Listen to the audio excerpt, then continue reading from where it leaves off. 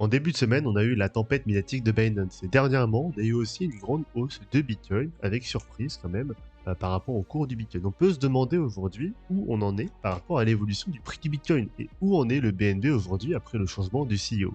Salut à toi et bienvenue sur Crypto.fr, j'espère que tu vas bien.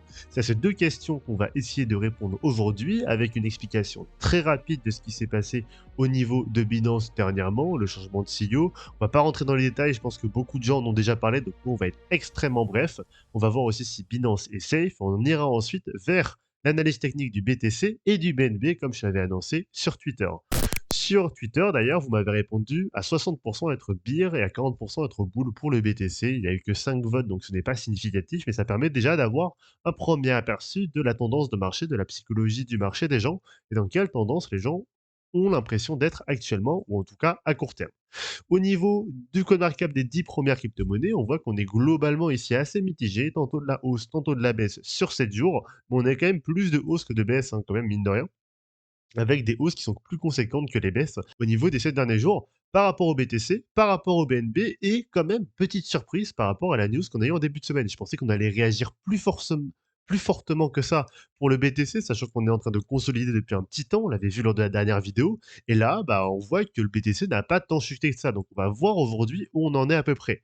Vous l'avez eu la news, hein, je pense que tout le monde a eu la news, on a eu un changement de CEO au niveau de Binance, c'est Richard Teng qui est maintenant CEO de Binance avec CZ du coup qui a quitté son poste suite à un accord qu'a fait Binance du coup avec l'administration américaine. Cet accord visait probablement du coup à changer de CEO, donc à faire tomber la tête de Binance. Peut-être, vous l'avez sûrement entendu, pour une approbation future des ETF Bitcoin parce que Binance était trop gros et il fallait le faire tomber avant de faire cette approbation-ci. Je pense que d'ailleurs Binance est safe, hein, maintenant, on a eu la fin de l'histoire là, les sanctions ont été levées, on a fini toute cette partie de tempête médiatique autour de Binance est enfin terminée. Donc je pense que la plateforme est safe, je pense pas que la plateforme va être down, que les retraits vont être, annulés.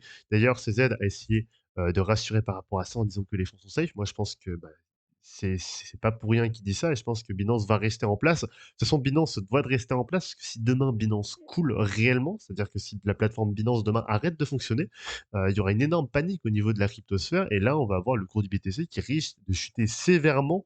Or, par rapport à l'analyse qu'on va voir tout à l'heure, c'est peut-être pas ce qu'on va vouloir vraiment. En tout cas, on va avoir des certaines lignes de support qu'on va vouloir préférer tenir. Donc finalement, c'est bien qu'on ait ce changement de CEO au niveau de Binance parce que on va pouvoir peut-être avoir un début de bull run qui va pouvoir être anticipé par la suite, comme vous avez pu le voir, je pense, via différents médias sociaux. On va pas revenir dessus, nous. On va regarder juste rapidement le LinkedIn de Richard Teng. Et on voit qu'ici, sur son LinkedIn, hein, il a en effet été à Binance depuis 2 ans et 4 mois. C'est pas un nouveau venu. On n'a pas essayé de dire ça pour vous rassurer. Alors, en tout cas, d'après ce qu'il a mis sur son LinkedIn. Et vous pourrez voir vous-même, hein, en cliquant Richard Teng sur LinkedIn, voir ce qu'il en est par vous-même. Au niveau de l'analyse technique, on va voir tout de suite. On va commencer par l'analyse du BTC. Analyse du BTC qui, je vous le dis, je pensais qu'il allait chuter beaucoup plus fortement que ça. Et on va voir un peu ce qui s'est passé. Alors, au niveau du BTC, on avait dit qu'on était à peu près sur ce scénario-là. On était toujours en hausse. On était en train de tracer du coup cette vague de 3 en violette.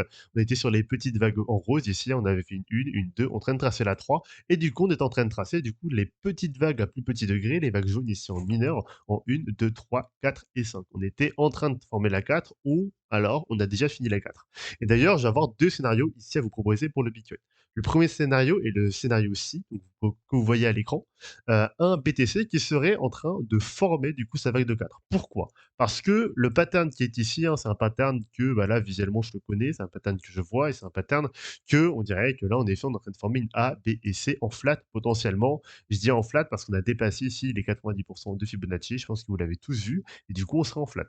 On viendrait faire une flat en extension du coup, si jamais c'est le cas-là, parce qu'on voudrait avoir une baisse qui est plutôt balèze après ce qui vient de se passer, mais surtout pour venir chercher, si on baisse cette zone ici, hein, des 32 000 dollars qu'on doit venir chercher à un moment ou à un autre. On veut vraiment aller chercher ici pour chercher la liquidité dans ce niveau-là. On a une zone de liquidité qu'on avait vue la dernière fois qu'on veut venir prendre, et du coup on viendrait faire une extension sur la vague de C ici, une flat en extension, pour venir écraser quasiment à 200% de Fibonacci pour la C, pour venir écraser en fait cette zone de liquidité, au moins venir la toucher, ensuite remonter au niveau du BTC et venir toucher sûrement les objectifs de prix que vous avez entendus sur d'autres vidéos, les 40 000, les 42 000 dollars, etc., etc., etc. Mais attention, on n'y est peut-être pas tout de suite. Ça, c'est pour le premier scénario. On voit que ça, du coup, qui est plutôt pessimiste là à court terme. Mais voilà, quelque chose me dit que peut-être ce scénario-là ne va pas forcément arriver.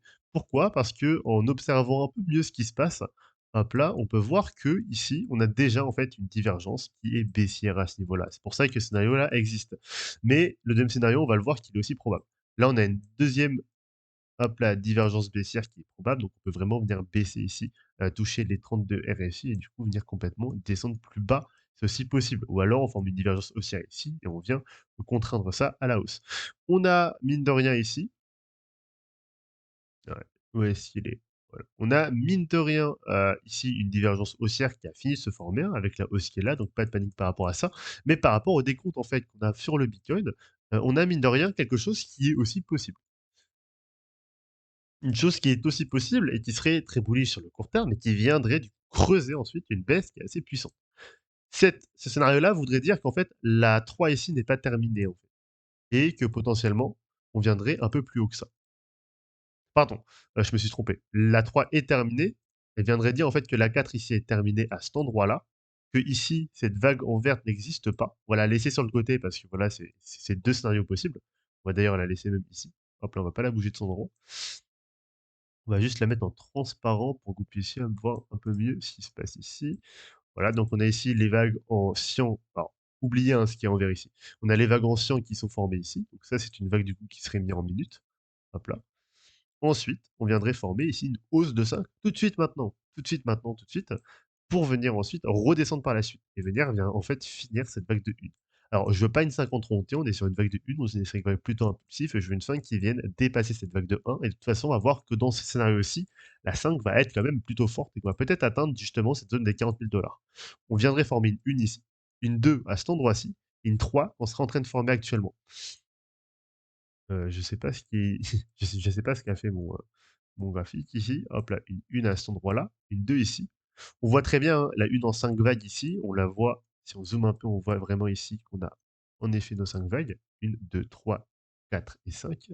Ensuite, on viendrait faire notre 2 en A, B et C. Je vais vous le tracer ici. Hop là. Une 2 en A, en B ici et en C. Pour ensuite, en fait, tracer notre vague de 3. Notre vague de 3 qui vient pas se terminer là. Parce que en fait, ça ferait trop court. Et du coup, on veut une vague de 3 plus forte. Et du coup, là, on serait que en train de commencer la vague de 3 avec une impulsive, bien sûr, en 5 vagues, avec une première vague de 1, vague de 2 en formation, 3, 4 et 5 classiques, pour venir tracer cette vague de 3.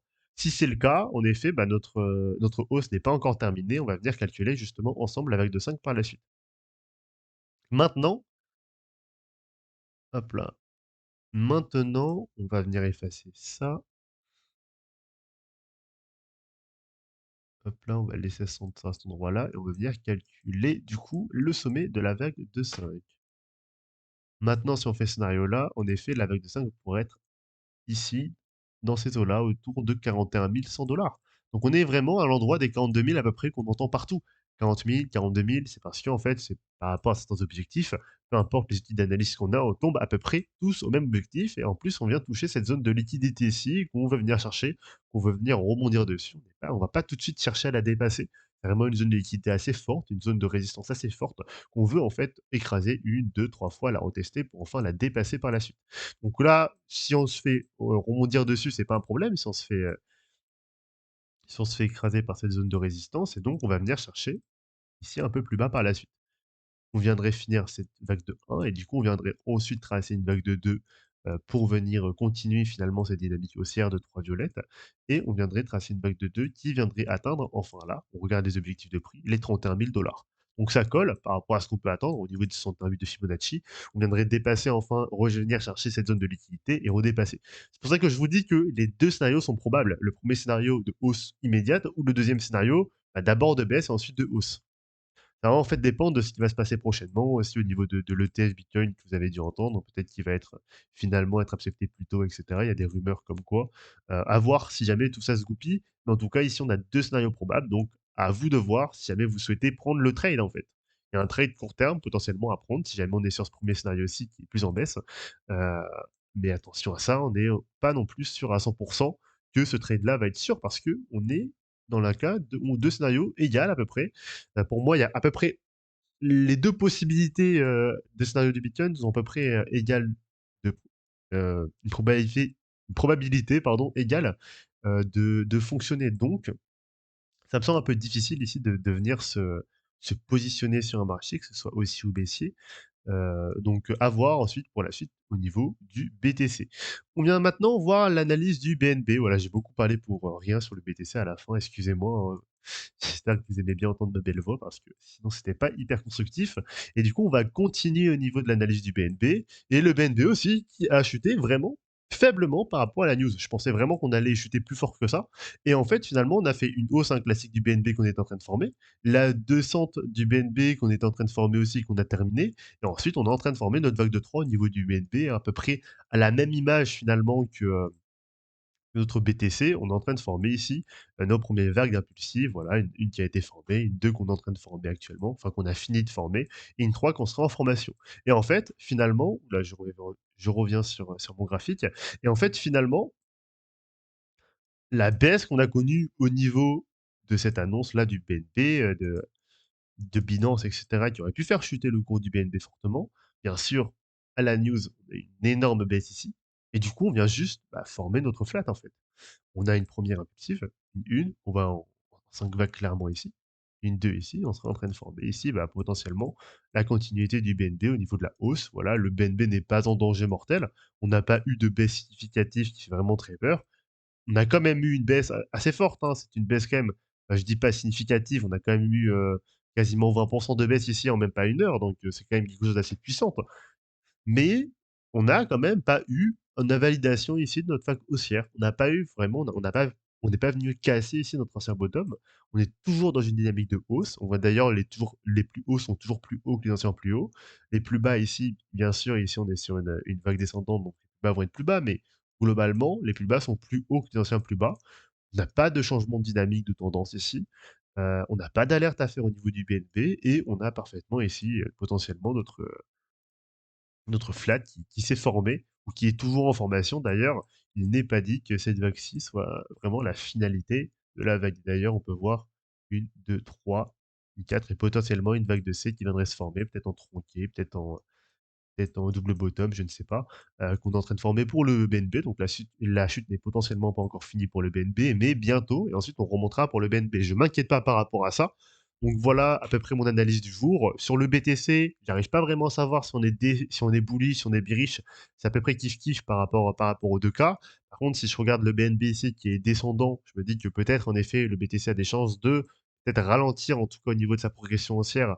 Là, on voit d'ailleurs qu'il a du mal, hein. On voit qu'on est déjà ralenti au niveau de la progression haussière pour ensuite aller soit vers le haut, soit vers le bas. On a du mal. Et on sait ici qu'on a dépassé en fait l'ancien sommet à cet endroit-là avec cette B en flat. Donc peut-être une flat, peut-être un début de 3 à voir au niveau comment cela se goupille. Si on regarde au niveau de l'Ethereum, pour essayer de voir un peu plus si jamais les autres crypto-monnaies sont elles aussi en baisse, on va regarder très rapidement ici l'Ethereum. Essayer d'avoir quand même un graphique un peu plus large. Ça fait longtemps que j'ai pas vu l'Ethereum. Hop là. On voit qu'à court terme, l'Ethereum aussi semble ici bah, en hausse en fait, hein. Il semble en dynamique haussière ici, pourquoi pas l'Ethereum. Et donc, potentiellement, un BTC ici qui serait aussi haussier pour, pour venir casser cette tendance-là, venir valider cette vague de 1, ensuite on redescend au niveau de la vague de 2. D'ailleurs, ce scénario-là colle parfaitement avec ce qu'on a, on touche les 32 000, donc pourquoi pas. Voilà, je suis un peu mitigé au niveau des scénarios pour le BTC, ce qui est sûr, c'est que le BNB n'a probablement pas fini sa chute, et du coup, nous on se retrouve dimanche prochain pour une prochaine vidéo, non pas d'analyse à la loupe, mais une vidéo psychologie, psy-bloc, le petit podcast là que je vous ai fait dernièrement. Ne loupez pas les épisodes, c'est très important parce que les concepts qu'on va voir dans ces vidéos de podcast vont être ensuite réutilisés en vidéo. Pas maintenant, mais quand on sera en bull run, ils vont être extrêmement importants à comprendre pour pouvoir qu'on exprime ça en vidéo. Pour le moment, il va y avoir des concepts plutôt simples. On va avoir le FOMO, qui est déjà en ligne, et la semaine prochaine, vous allez voir un autre concept qui est aussi plutôt simple, je pense que tout le monde connaît. On va essayer ensuite d'aller sur des choses un peu plus pointues pour essayer de regarder par la suite bah, comment ça se passe au niveau des dynamiques de psychologie, en même temps que ce bull run qu'on attend tous, ou alors de quand le marché baisse, tout simplement. C'est fini pour cette vidéo, j'espère qu'elle t'a plu, j'espère qu'elle vous a aidé. N'hésite pas à laisser un petit commentaire, à laisser un petit pouce bleu, à t'abonner à la chaîne si ce n'est pas encore fait. Et nous, on se retrouve donc dimanche prochain pour une prochaine vidéo sur CryptoPoint Ether.